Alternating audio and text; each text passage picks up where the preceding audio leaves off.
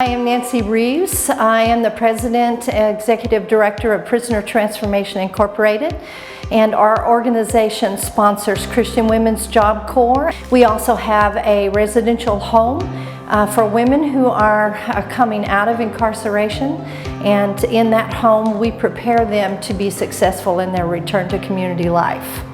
We give them the opportunity to come to our transition home.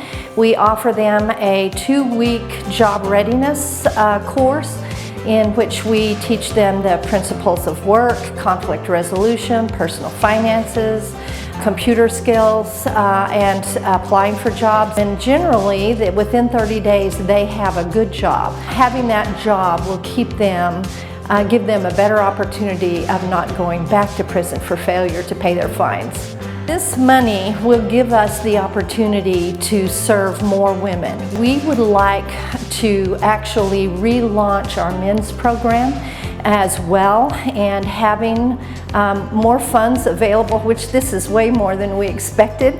Potential for relaunching that men's program is there as well. But this gives us the opportunity because for sometimes even up to 6 months, we are taking the women back and forth to work.